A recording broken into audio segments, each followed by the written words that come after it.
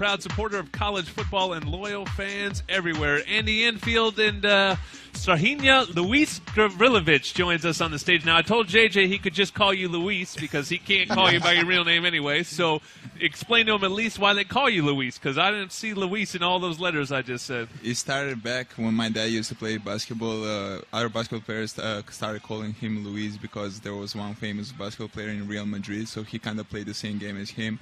So when I was young, our coaches couldn't remember my name, so they just said like Luis Jr., Luis's son, and they just like that's how I got my name. Luis. Jordan, I'm not the only one. No, it's a common problem apparently.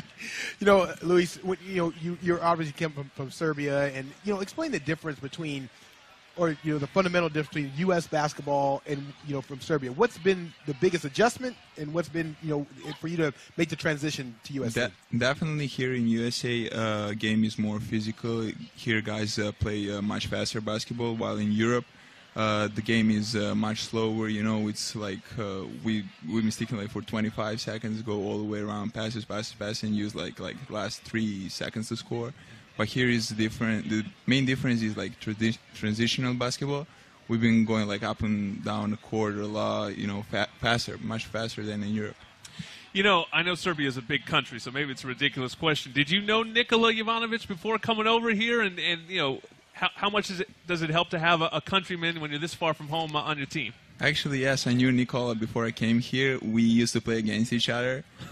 I won one game, he won one game, so he's not even here. You'll never have that tiebreaker. Exactly, but it's much easier to have someone from your country here, especially because you're international. So like when you need help or someone, you gotta know like who's next to you.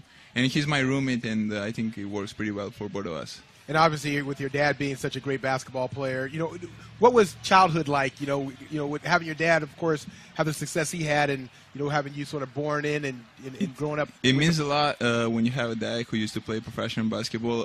First time before I came here, I wasn't sure should I come or not because it was like a big challenge for me.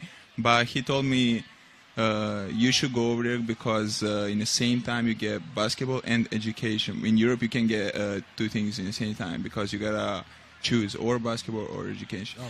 Andy, when you look at Strahina, where has he developed the most since you've been here? I mean, honestly, physically is the thing that I've noticed the most. I mean, you don't have a lot of big bodies on your team, and he doesn't mind mixing it up inside. Well, he plays very hard every day in practice and also in the games. You see how strong and physical he is. He's talking about the physicality of the college game, and he fits right in because he's learned how to use his body.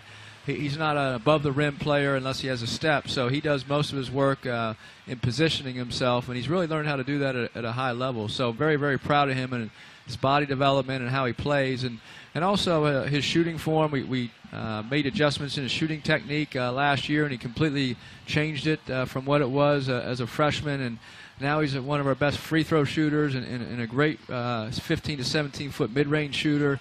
And also his triple threat rip-through moves have gotten a lot better. And I think you've seen that in the games where he's able to put the ball on the floor, 1 or 2 dribbles, get to the rim. And so his skill level has improved dramatically. And so he's worked hard at it, and he's a gym rat.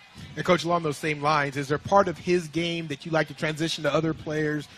Because he comes from a different background, but, that background is obviously good, with the passing and all the fundamentally sound basketball that he's used to playing. Well, I wasn't sure he was Serbian because he didn't have many skills when he got until you got him, right? Okay. No, but his father obviously was a tremendous player, and it means something to Stranger. His basketball really means something to him, and I think that's a great trait for all players. Forget about where you're from. If it really means something to you, you're going to work at it in the weight room, on the court, by yourself, and of course in practice every day. And so he's done a tremendous job of that. Well, give us the scouting report on UCLA, guys. First, Luis, what do you see on tape? Obviously, some talented big men you got to go against in Kevon Looney and Tony Parker.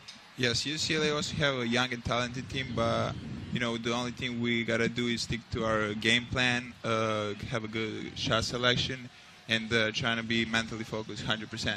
What do you see, Coach? Well, UCLA is exceptionally talented. They have 5 players on the court that are all high school McDonald's All-Americans. Kevon Looney is projected to be in the top 10 of the NBA draft next year, one and done. And Norman Powell's a projected second round or first round pick, first team All-League, who's a senior.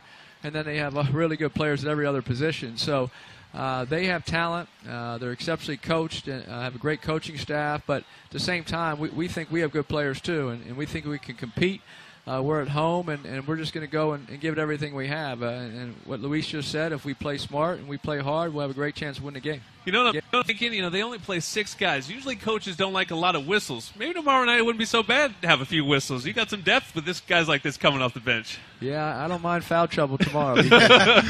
Just ring them up. Let's get those Pac-12 reps going. They rarely need encouragement. So, Andy Enfield, Trojans Gavrilovic, they will be on Showcase tomorrow night, 6 o'clock. The showdown we're all waiting for, SoCal BMW Crosstown Cup matchup, USC and UCLA. It should be a fun one. When we come back, we're going to turn our attention to National Signing Day. That is 3 weeks from tomorrow, if you can believe it. And 2 guys are already on campus. Ricky Town and Chuma Doga will join us next.